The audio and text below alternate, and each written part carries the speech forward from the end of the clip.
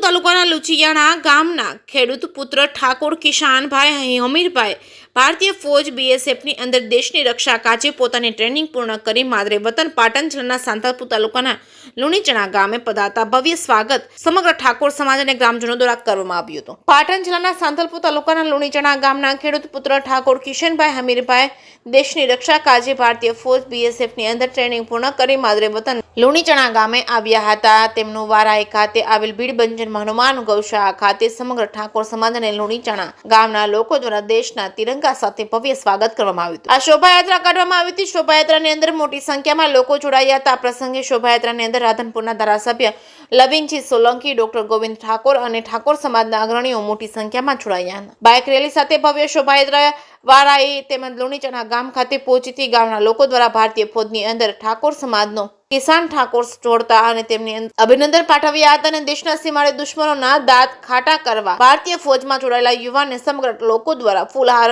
પહેરાવી અભિનંદન પાઠવી શુભેચ્છા પાઠવી દિલ્હી ખાતે 1 વર્ષની ટ્રેનિંગ પૂર્ણ કરી માદરે વતન આવતા ભવ્ય શોભાયાત્રા સાથે સ્વાગત કરવામાં આવ્યું હતું। જે કેસની ગુજરાતી સાથે મનુ ઠક્કર, રાધનપુર।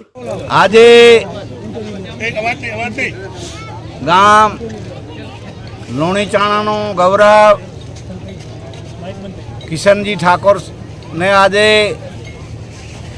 બીએસએફની દિલ્હીમાં 1 વર્ષની તાલીમ કરીને અહીંયા આજે ગામ લુણીચાણામાં વારાહીથી એ દરેક સમાજના લોકોએ એને એ સરઘસ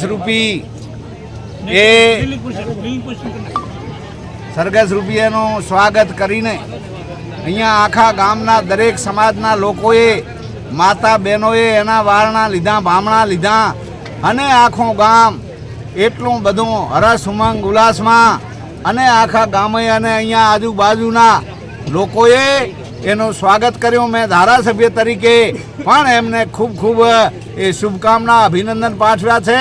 કેમ કે આ દેશની બોર્ડર ઉપર જે આવા સપૂતો ખરેખર રક્ષા કરવાના છે, દેશની સેવા કરવાના છે, ખડા પગે એમની ડ્યુટી કરવાના છે, એવા એ યુવાનને હું ખૂબ જ બિરદાવું છું અને આખું ગામ પણ આજે ખરેખર એક ખૂબ જ હિલોળે ચડ્યું છે અને ખૂબ ગૌરવ અનુભવે છે।